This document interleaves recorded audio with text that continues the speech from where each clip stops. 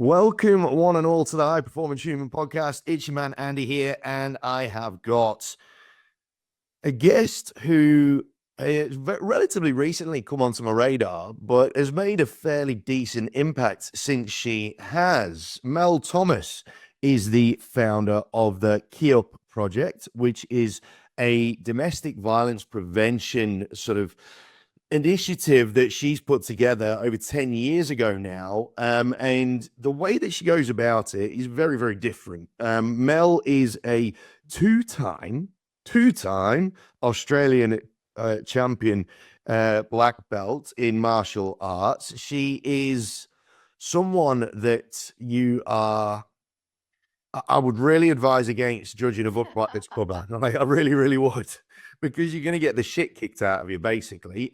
So Mel is an advocate around all things domestic violence and the supporting of those that have suffered domestic violence. She is well-spoken in the media on this space. She has been the Cosmo Woman of the Year as well. There's a lot of things that this human does for people that really, really need it, way more than a heck of a lot of other parts of society. And she is an absolute champion in herself and what she does. Mel Thomas, what an absolute pleasure to have you on the High Performance Human Podcast. How are you? Oh, likewise, Andy. I love that intro. I am on top of the world. Really excited to talk to you today. And we've got so much to talk about. And I think it'll be a good one. Now, first off, before we crack on with the meat and potatoes of this thing, give everybody a little bit of a elevator pitch, a bit of a genesis story as to who you are and why you ended up in this space.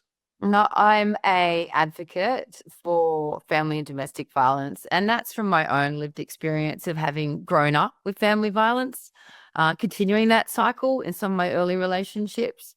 And I had two daughters, and I remember looking around and thinking to myself, at the same age that the violence was the worst for my lived experience, and looking at my kids and thinking, what the hell was going on then? And how come nothing's changed now? And I'm one of those people that just needs to take strong-hearted action. So I built the KYUP project. We're a not-for-profit. We've been delivering self-worth and self-protection skills to women and children in shelters and communities and schools and universities nationally now for the last 10 years. I'm a leader. I have a team of 50 female black belt martial artists, and they can kick your butt. But I think we're all actually really good runners. Like, we know, that the best way to deal with violence is to recognize it, take action, and get out of there. I'm, passionate about resilience for young people and recovery, advocacy. I like to talk about domestic violence. We need to break the silence on it. And I'm all about taking strong-hearted action. That's what I am. Now, you mentioned the term breaking the cycle. And this is something that I've been marinating on a little bit with regards to the mental health space, because I feel that in order to break cycles, action needs to be taken. There's all well and good talking about it, but action needs to be taken. You're very much an action-based person. And can I ask, when or was there a particular moment, if you don't mind me asking, where you recognized that truly that you were in a cycle? Because when you're in it, it's really hard to recognize it, right? Well, it's like nobody ever went on a date where the guy got punched in the face and said, let's do this again tomorrow, right? It doesn't happen. It's like a leaky tap. It's like a continuum of events. And I guess I knew I was in it when I was punched in the face, because we were sitting in the car. And this was back in the days where we had the UBD, the street directory. And I said, look, we should be turning left here. And he disagreed, and things just completely escalated. And I knew it was really bad because I lied to my mum about it. And that's when because we'd escaped the violence from home. And then I thought, oh my God, it would break her heart to know I'm in a relationship with a guy who's just hit me. So I said I'd made up some story about being, attacked on a train station, which I had been attacked on a train station as well, I'm sorry to say. But it was a real wake-up call that I deserve better and I needed to, make a change around my mindset and my worth. And it was, and interestingly enough, it was actually another guy who introduced me to martial arts because he took me on a date. I was all dressed up, like excited for this date with this great guy. And I often say, he picked me up in a car that wasn't stolen. He was well educated and some blanking guy. And he took me on this date and to show off, he was doing a martial arts grading. And there I was sitting on the ground of this sweaty gym watching this guy. And I was impressed. He was amazing. But I saw these women and they were doing this thing called multiple self-defense. I was standing in the middle of a group of blokes and then the guys were attacking them at full force and they were just so alive and vibrant and shouting and using their voices and there was bodies flying everywhere. It looked like a scene out of Kill Bill at the time. But I was like, I want to do that. And then, and up until then, it never occurred to me that I could learn to protect myself and I didn't have to continue to put up with, bad decisions and bad men. It's an interesting, this whole thing of self-worth. I saw your quote that you've got on your podcast, on your website, sorry, where you've written on there, you will fight as hard for yourself as you believe you're worth. Make sure you know how much you're worth. So it's an interesting one, this, and you can apply this. I mean, the situations that you've applied it to are something of an extreme, right? That's real bad stuff. But you could dilute this down into all sorts of different arenas, right? Self-worth with respect to how much you're worth from a business point of view, self-worth in respect to how much you're worth as a parent. There's all sorts of parts of your life, right, that you can apply this to. Question I want to ask is, how did you work out, and this is going to sound a little bit quantitative, but in essence, how did you work out how much you were worth as a human being? Yeah, right. That's deep. I think it was a mindset to start with, right? So, particularly around my environment and that physical safety component. It's a mindset like, no, this isn't going to happen to me. I don't deserve this. I'm going to do something with my life. I'm not going to put up with these guys trying to bring me down. And then that's evolved as a leader over the years. And it was just this mindset, but then also for me, I found sport and martial arts was a pathway for me to start to really understand, things like accountability, my consistency and showing up and all those little things that equate to integrity, saying what you mean, meaning what you say, showing up to things, not saying you're going to call somebody and then not call, or, all those little micro steps as a young person that build the foundation, as still a young person plus GST, and and build that foundation for your integrity and your worth going forward in every area of my life, whether it's relationships, whether it's business. As a leader of a not-for-profit, there's a lot of, and when I first came into this industry, I found that, not-for-profits, you're expected to sort of give it all away. You're supposed to, not ask for much. Pay a bit small. Be accountable for every little thing that you do. And yes, of course, we need transparency and we need governance it should be in every business, but in not-for-profit. But I was like, well, I'm as worth as much as people that are doing this in other areas, in other sectors, whether it's law or accounting, but it's just that my work is different. So that worth understanding. It's so deep now. I can't give you an exact moment in time, but it's just now part of my fabric of my personality and my decision making. Yeah. So in essence, if we break that down, it's cracking answer. So in essence, if we break that down, it took a whole load of different little bits to then accumulate into the one piece that you then manage to internalize and become your identity and become a part of your identity. I And love that. I think one of the disconnects with self-worth is the fact that when we say the word worth, it's really difficult to have that be a part of our DNA because it's like a tangible thing. Like when I asked the question, I said I hate to quantify. I don't like to try and quantify. It's a quantitative question, right? But worth in itself is something that's really, really difficult for a heck of a lot of people to accept as part of themselves. They think that it's like an adjunct. It's a thing that is sort of next to them. It's like the worth that's in their wallet, so to speak, right? Verse, right? And I think that that's where what you've described then is the process that it took to internalize it, which I think is very, very difficult. And I think for someone like yourself who's been in the situations you've been in, you were in all essence forced by horrific circumstances to make those steps. For a lot of people, and I think this is where a lot of sort of mental illness can come from, when you haven't got anything as significant as physical violence or like real significantly heavy events like that, that sort of self-worth can drift out gradually over a period of time, to the point where you won't realize that it's gone until it's gone. And then you hit a wall and then you're in deep shit.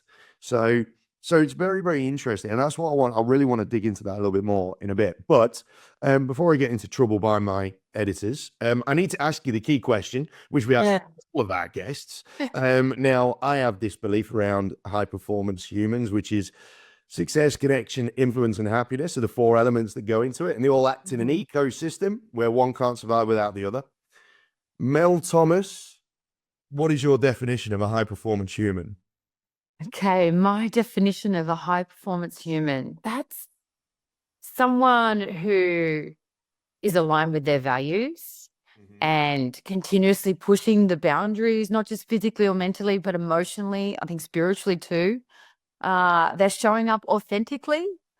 And for me, adapting to challenge is at the heart of everything I'm trying to do, whether that's presenting with kids or corporates, or whether that's working with governments and advising them on weapons and self-protection strategies for regional towns. You have to be able to adapt to change. You can't just go, well, this is what I think it is, and we're just going to try and put that square peg in the round hole wherever it goes. Listening. Yeah. So I think values, pushing the boundaries, adapting to change, being authentic, and learning to be a good listener, which did not come naturally. Still doesn't come naturally to me. I thought. Oh, look, man, and there's a difference between listening and hearing, right? As well, you know, being able to actually take the shit in and process it first. Really interesting that you mentioned adapting to change. That's the first person that's talked about adapting and being agile in your thinking and whatnot, really, since the very first episode with a person that sort of brought us together physically, Sam McLean from Elite Agents. We love Sam. So she was on episode numero uno, and we talked about not IQ or EQ. We talked about AQ, which is adaptability quotient, right? And she talks about and she referred to it in the sense of from a technology point of view, obviously AI and all that sort of jazz. But I think your more holistic sort of take on it is, for the current world, it's not a nice to have. it's an absolute necessity. Yeah. I think you don't even need to be worried about being a high performer. I think you just got to be a human. In order to be Yeah. a human these days, just full stop before you even like the basic human. I think adapting to change is incredibly important. I like that. You've got a nice little mix there. Now, coming back to the whole thing about self-worth, when it came to you deciding to set up a project, because you would have got to that point where you started that project after a period of time of self-development and self-worth and all that sort of stuff, and you wouldn't have just got out of a cycle and then gone, right, I'm starting this national initiative that is going to be looked upon by all and sundry as one of the beacons of hope for people that have suffered domestic violence and family violence. So why did you decide, or what was it that made you feel that you were the human to take this on? Because it's no small project. You talk about I know. having more people talk about it, right? This is still very, very big. And it's a massive, in a weird, horrible way, it's still very taboo in a Oh, number of respects. oh, look, when I first started, and nobody was talking about domestic violence, like nobody. And I had corporates that were saying to me, "Oh, Mel, we're really interested in your project. Can you come and talk about domestic violence, but don't talk about domestic violence?" It was people were afraid of triggering. They didn't. I found that people cared and they want to do something. They didn't know what to do. Hey. But as for KYUP and the how I went from my own sort of journey to, I guess, feeling responsible and accountable for myself, uh, and this self-defense training that I'd learnt, and then how I went from that to, I'll never forget, changing my LinkedIn to say I'm a violence expert. And I was just thinking, this is crazy. Like, I can't believe I'm doing this, because who am I to call myself a violence expert? And then I thought, who is? I felt like a bit of an imposter. I didn't, I'd had a great career in martial arts, and I continue to be actively involved in martial arts, but I'm no, 6 Dan master, world titles, anybody that's ever done kickboxing. I love this difference between kickboxing and martial arts and martial sports. But I've met, it seems to me everybody's ever done kickboxing has been a national champion. and, and, but I was thinking, I'm not that person. And then I looked around, and it was actually a young girl who came and spoke to me. She'd gone through a hell of a time.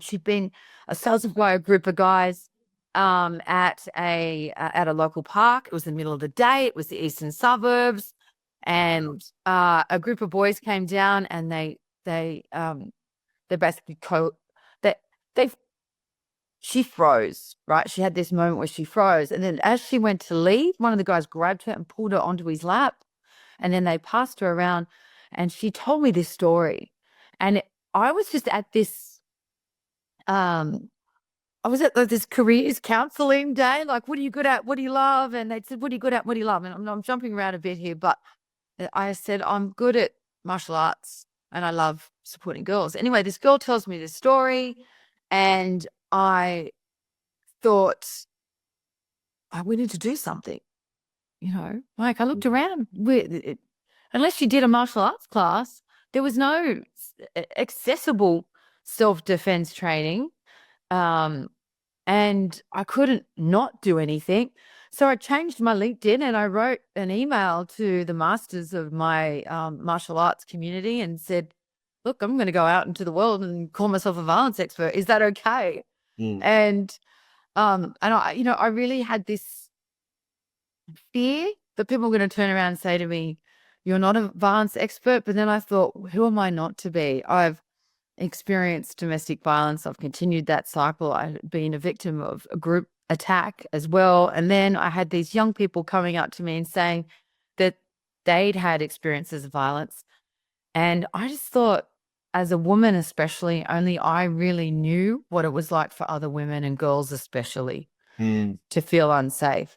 So I just put myself into the world and set this huge goal to make self-defense part of the Australian curriculum, to have the conversations around domestic violence and personal safety for young people as a national conversation.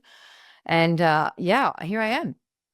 I'm talking to you and still on this mission, but we're edging closer.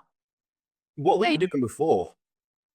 I was working in advertising. I worked on Visa, the first loyalty program in Australia. And before that, I worked for the Audit Office in New South Wales for 10 years. So I think these backs jobs that I've had have really played a massive role in my confidence to lead uh, on a national stage with such a big conversation around domestic violence and prevention. You would have copped because of the sensitivity around the conversations that you have, right? And the topics that you talk about. I've no doubt that you would have copped a heck of a lot of friction from certain quarters, right? Like, I mean, like what you said, you get asked by a firm to talk about domestic violence without talking about domestic violence. Like, how does one, and especially when you first start out, because with this project, one of the first things that you want to do is try and get more attention. Like, right, starting any new business, and a lot of new business owners, small business owners, one of the biggest challenges that they have is rejecting bad business, right? They feel they have to take on all business. And I'm sure there would have been moments at the start there where you would have had firms that said something as stupid as what that firm said about asking you to not talk about it, but talk about it. And how did you handle that initial phase when you were almost, and you would have been compromising what it was that was your mission at those points, I would have thought. How did you handle that? Oh, there were some lumpy moments along the way. It really was all credit to some of the mentors that I've had who are just, I think because of that initial like imposter syndrome that I felt. It wasn't the case, but I felt it. So I really wanted to surround myself with people that were straight shooters and who would just tell it. I don't need someone to be nice. I know this is kind of hard to explain, but as a victim of domestic violence, there's a vulnerability around it and you feel icky. It's like, oh, don't feel sorry for me. Just don't, I don't want you to feel sorry for me. I want you to take action. I don't want your daughters and my daughters and our sons to continue the cycle. So it was felt very personal. So I went and found people that were in the public space, Lane Beachley, an amazing mentor who helped me just to step into the space and not change for others, like stay true to myself. Because, I would get so excited. I'd get this massive corporate name and they'd ring and they'd say, come and talk to us about domestic violence. And I go, okay. And then they would sort of dictate all these things that one was Parameters. So, and then a couple of times, like I would start talking and then I'd go, oh, I've really diluted this. I don't feel like this is what I want to say. And there was a little bit of experience there. And then I would just circle it back and just, again, come back to believing in myself, believing what I had to say, knowing as well that people need to hear it. And I've had a front row seat to communities across this country from the lowest socioeconomic areas to the highest. And it's a real privilege. If I can't, I just leaned into that and said, I'm going to speak the truth. And if the truth is uncomfortable for you, that's with you. And I had to just be really brave. Oh, it's really hard. And and cringy. I didn't want people to feel sorry for me. And I remember media would call me, the Daily Mail rang and they said, we're really interested in this project that you're doing, Mel, and thank you for speaking up. But they kept trying to circle it back to what was it like in that moment when you were a little girl and doing? I said, if you want a sad story about domestic violence, you're not going to get it from me.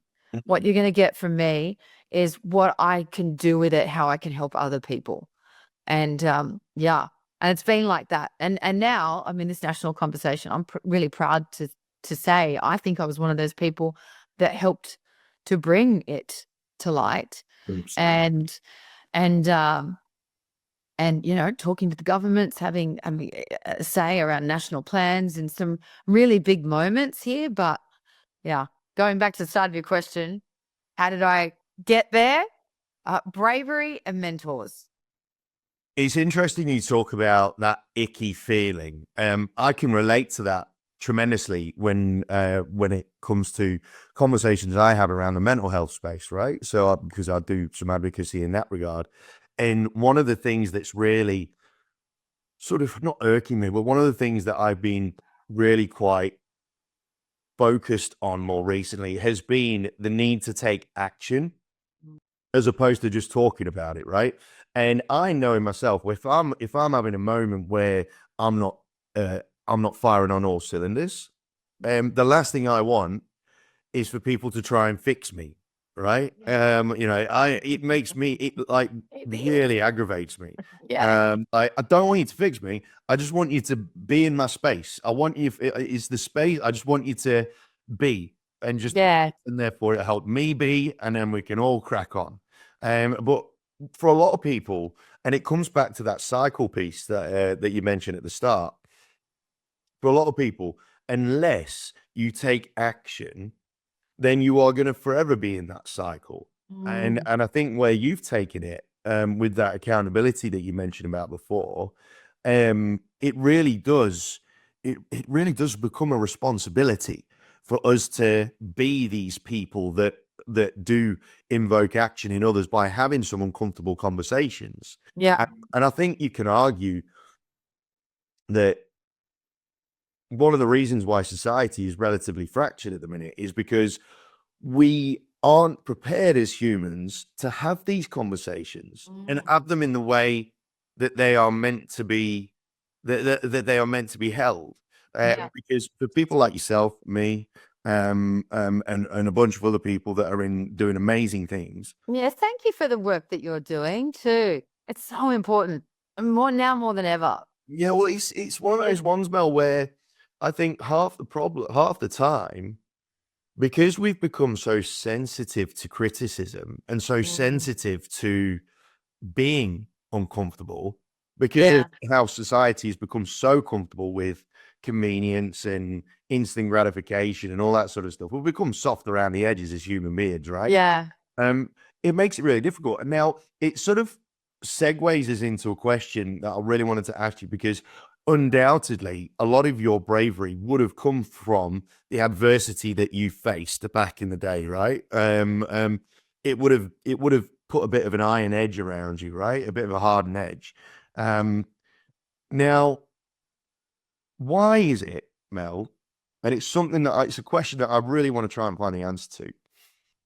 Why is it that as human beings, in order to become these strong versions of ourselves, which is exactly what you are, why do human beings have to suffer so much shit in order to elevate to a higher sense of being or a higher purpose?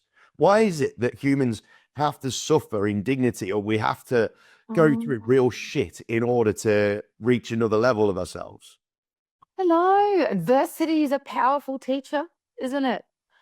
Like, it really is. But okay, so I've got a bit of an interesting take on this. For me, it wasn't the hardship of the trauma that I went through. Yes, that sucked. It was actually the people in my life that had not experienced any trauma. My husband, my best friend, like nobody ever raised a voice in their home. Like, it was like there was no, and then they sort of showed me, like they role modeled what beautiful, loving relationships are and how I can show up. And then I was able to, I guess, look back on all the things that happened to me, which, in my day-to-day working with young people who are dealing with so much, like it's almost, it's not a contest, but you just think, God, I mean, I thought I had things hard, but this is next level. I don't think we should have to wait for crisis to grow. And look, self-awareness and curious, making proactive changes instead of reactive ones is really what we can do to make something good. Does that make sense? Do you know what I mean? Like, I get it. I get it in a sense, but it's like I'm trying to find, and it might be an impossible task because we have a negative bias, right? Our brains are naturally wired for the negative. And you are right. Adversity, challenge, and you hear it in common vernacular these days that success isn't as good an educator as failure, right? Yeah, and and loads of people say shit like that. yeah. Why though?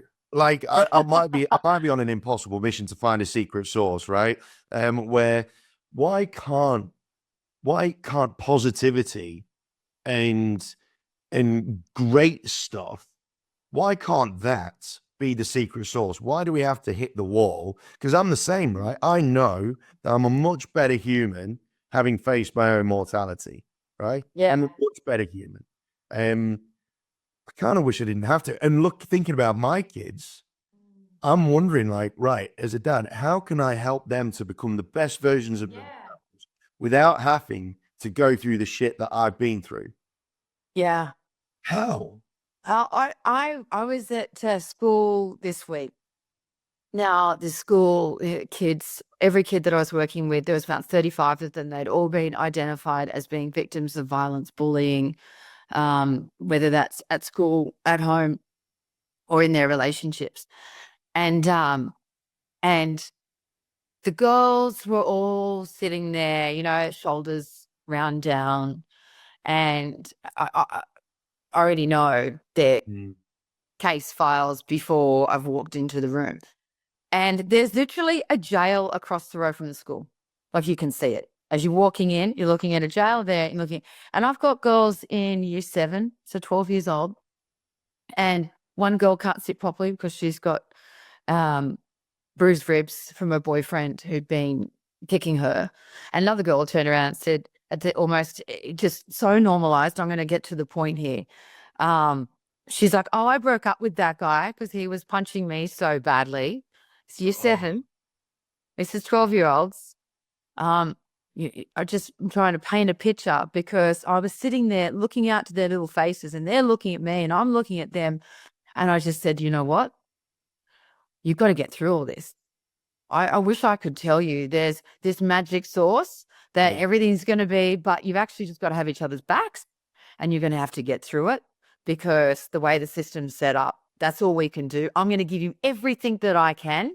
Every single minute of my time with you, I'm going to give you everything I've learned to stand up for myself and to stand up for other people. Take what you need, throw the rest of the way.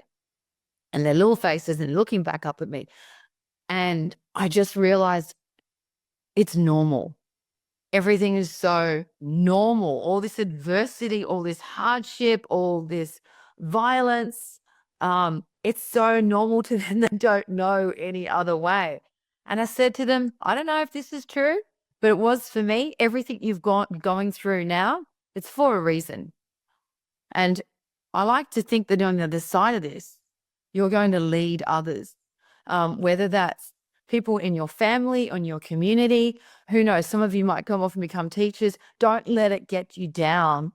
Do something with it because you just got to get through it.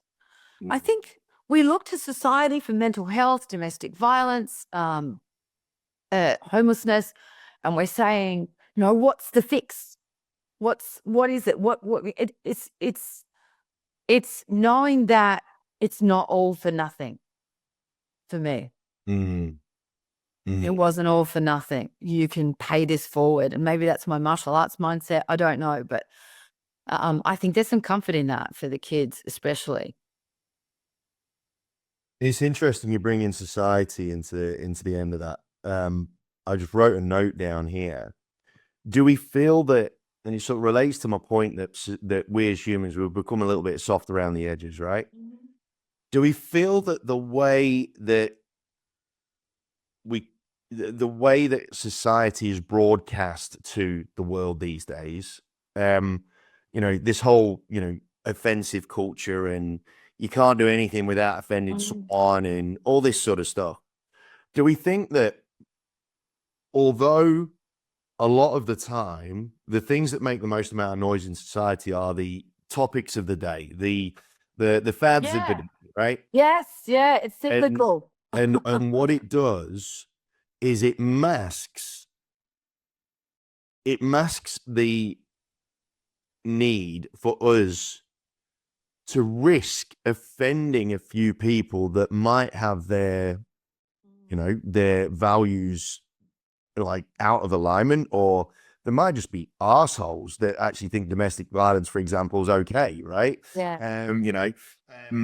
Well, there must be, because there's 1 in 6 women and 1 in 16 men are victims. So there's a lot of people out there doing it. So they're justifying their actions and their control and their abusive behavior. But yeah. But I feel that this whole offending culture, right, that we seem to be in the midst of, it's preventing us from calling out the people that need to be called out. Or, you know what I mean? And this is where you talk about, where we talk about self and your bravery in, speaking up and cracking on with KYUP and what have you. It's one of those ones where we almost need to actually go, you know what? We need to get over some of these conversations that lots of people are becoming absolutely obsessed with, half the time not understanding what the fuck anything's going, whatever they're talking about anyway. Yeah. And because there's so many more things that are more central to our existence that are causing so many more issues that are they leave indelible marks, permanent scars, whatever you want to call it, as opposed to this fashionable thing, right? Yeah. You could talk about, like, back in the day in the UK, like the Mods and the Rockers, for example, they're that whole middle finger to society, Sex Pistols sort of, right? That had its thing, and everybody was like putting chains from doing that? parts of the body. Were you there, Andy? Were you? No, that was before my time. That was before my time. But We're still going. It went through to that, like that grunge culture. it did. Yeah. Well, you know what I mean? Like it's like the topics of the day seem to be masking topics that are forever issues. Yeah. And yeah, that makes sense. And we just seem to, the loud things seem to be the things that are the most superficial. Yeah. I don't know. I just feel as though the root cause of maybe it's just my line of work, but I just feel like it's just the root cause of most of these societal issues is statistically men's violence against women, children, and other men. It's the leading cause of homelessness. It's, the mental health. There's the depression for perpetrators and victims. Like it's, and I'm not, and I know it sounds so, but I'm just going to call it out. Like literally, if we could just help guys to help themselves. I mean, I look back at my dad. Would he really want the legacy of being, an abusive, violent man, hitting little girls and pregnant women? I mean, come on. It's not the only one. And how's he supposed to be like a good person in other areas? How's he supposed to be a true and authentic friend when you've got this, double life going on? Yeah. I just feel as though all of these issues are seriously connected. The porn, domestic violence, the, sexual assault, homelessness, mental health, like it's weighing us all down. I don't know. And maybe I'm oversimplifying it and I'm just throwing it out there. You know what though, Mel? I don't know if you are, because there are always links from one to another, right? Not that you could ever just right? Raising a Yeah. hand in anger to your family and whatnot, ever. But that would have come from some deep, dark mental health concerns, whether it is vast insecurity of one's being, so therefore there needs to be some sense of validation via throwing a fist at someone inferior to yourself physically, right? Real deep-seated mental issues or insecurities that can be brought about through some initial mental health challenges that went unlooked at. They went without being seen to, and it kind of ties in with the part of our chat around self-worth, where self-worth can be diminished by 1,000 cuts, right? Opposed to one big slash, and Yep. therefore it then brings itself out in such a way that then creates repercussions that last a lifetime. I think resilience is the word. I think it all comes down to resilience, doesn't it? Like trying to build that resilience within you so that when you do take a hit, when your self-worth does take a hit, when your integrity is out of alignment, because real life is 50-50. We're not all walking around being, our best versions of ourselves 24/7. So it's how soon can you get back up after you've, been knocked down and knocking yourself down. And look, I just want to say something. I definitely don't put mental health and domestic violence in the same basket. It's the same reason I don't put drug addiction and alcoholism with domestic violence. You can, just to really qualify this, that that's a myth, that alcohol and drugs is what creates domestic violence, because there are plenty of people out there taking drugs and drinking alcohol that don't abuse their partners. So look, I was probably a little oversimplistic, but no, but I think you're right, because although I agree, it doesn't cause it. It sort of fans the flames that are inside from one thing or another. Help. Yeah, exactly. If the desire is there, or if the problem is there in the first place, then lowering your inhibitions is probably not a good idea. But you're right, there is a connection issue. There is a connection between them, and I think resilience is one thing. It sort of relates back to a conversation I had with Dr. Christy Goodwin, and she talked about the lack of stress resilience that we have as human beings these days. We really struggle with adversity in any way, shape, or form. If anyone says, "Oh, I don't agree with you," then our ability to be able to compute that in a way that allows for the greater community to rise, is really quite insane. It's like, because of the fact that it's almost, I think, and it relates to another conversation I had with Sarah Bell around the term self. I think we've become so obsessed with self whatever, like self-worth, that, for example, I'm so obsessed with self-worth. well, it's the worth bit that's the important bit. And I think our worth is also, it's not just self. Our worth is also attributed to those that we are connected to as well. Absolutely.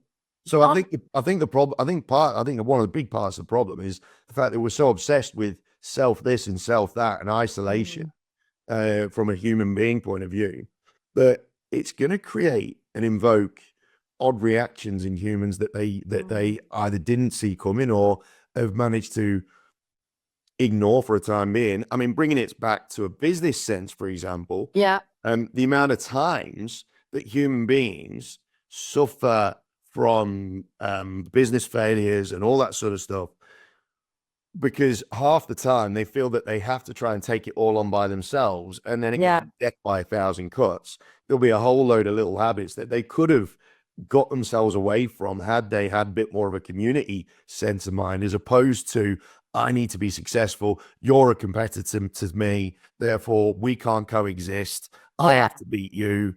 You know what I mean? I think it's, you can apply it again, you apply it to anything. You know, I had a chat with my kids in the car yesterday. Picked them up from school, and they'd had their orientation day, right? 10 and 6. So they're super excited to find out who's in their class, new kids coming into the school, blah, blah, blah. And there was a couple of new kids, and there was one kid there that was joining Eliza's grade, I think. Joining Eliza's grade, grade 5 next year. And kiddo, I don't know the name. Kiddo, real small. This kid's really, really small, apparently.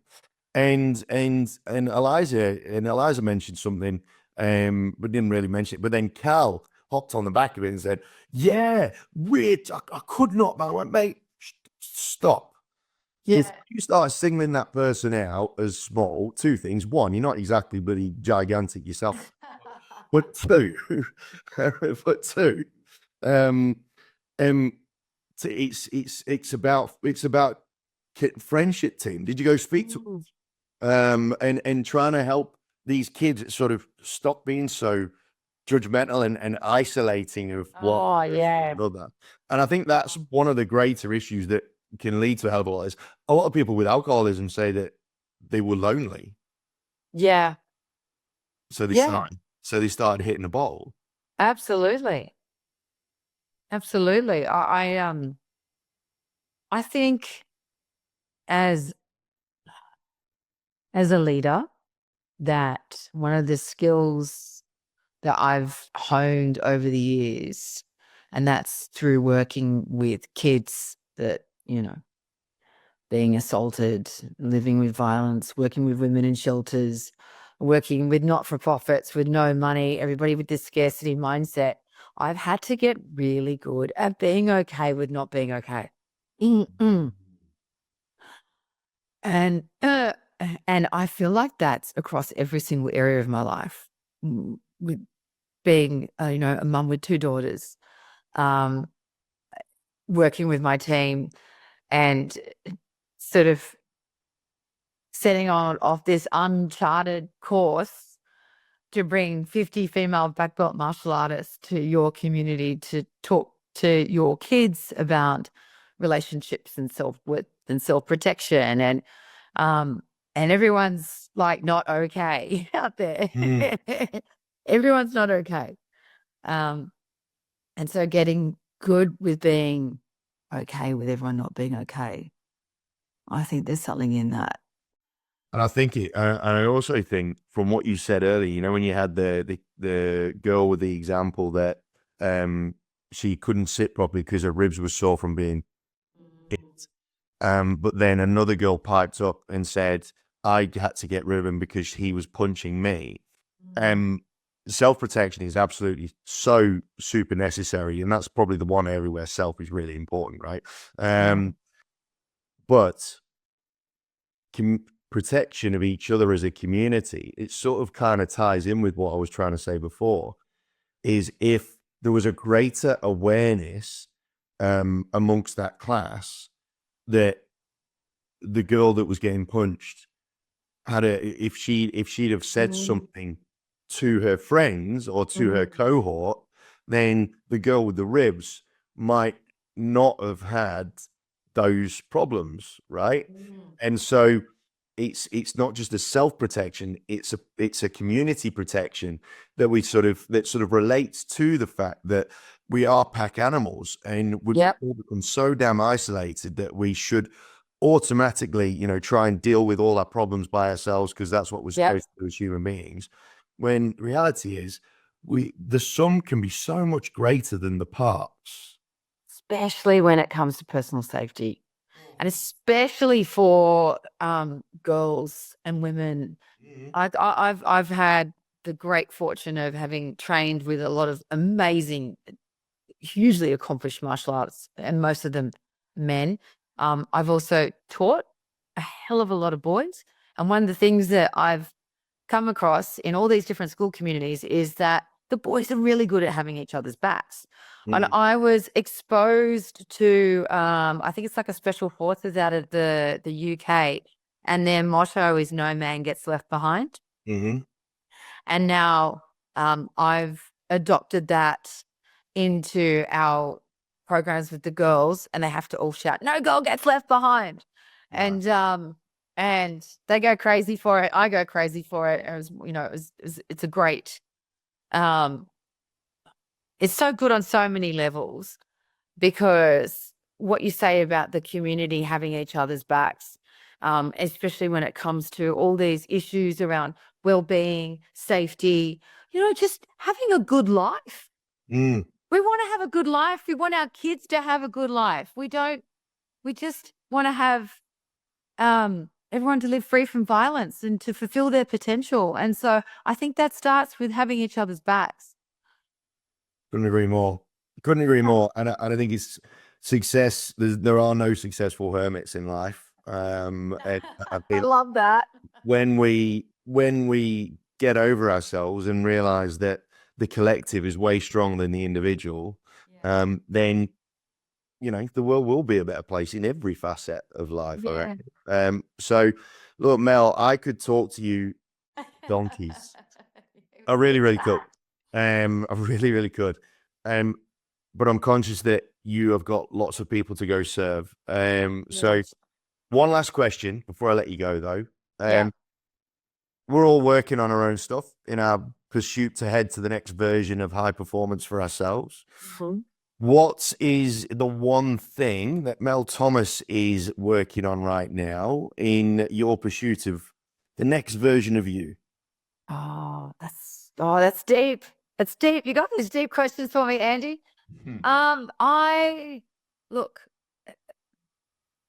It's really pertinent actually, because I just turned 50. So Congratulations. thank you. I'm doing, I guess, I'm sure it's a rite of passage. I'm sure I'm not the first 50-year-old to sit there and go, okay, what's next? What does life look like?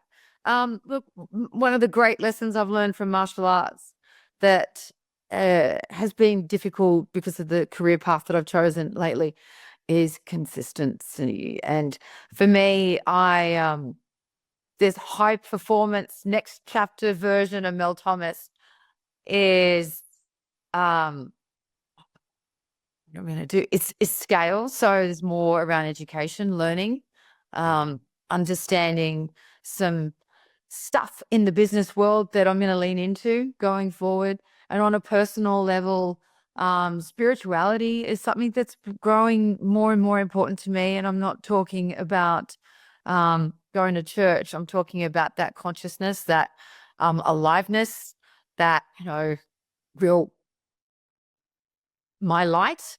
I'm sounding woo-woo now, but I'm really into that going forward, and embracing spirituality and leadership on a different level. That's where I'm heading. I like it. I like it a lot. I like it a lot. And yes, no, I think I'm not a huge fan of singing Kumbaya and dancing around and stuff, but there's something to it for sure. I think if we could take a little bit from column A and a little bit from column B, then it'll make for a better version of ourselves for sure. Hey, look, Mel Thomas, thank you so, so much for joining me on the High Performance Human podcast. For anybody that is listening that might be getting affected or has been affected by any of the issues that we've spoken about today, I'll be putting the links to Mel's website and to her LinkedIn on the show notes. Please do yourself a favor and click on those links, because that will provide you, the KYUP project, it will give you an avenue to connect with a community that you might well need just now. And so please reach out. If you do need contact details, again, reach out to me, and we can make connections and whatnot with the people that you need to speak to. But remember, team, you are absolutely not alone, and there is a community that wants to support you in your challenges. And Mel is an absolute lighthouse of hope for that community. Mel, thank you so much for joining me. Thank you. I can't tell you how much I appreciate it. Thank you, Angie. Well said. Thank you so much. See you around. Team, stay safe, healthy, happy. Please look after yourselves and each other. And we'll look forward to speak to you on the next episode of the High Performance Human Podcast. Until next time, take care.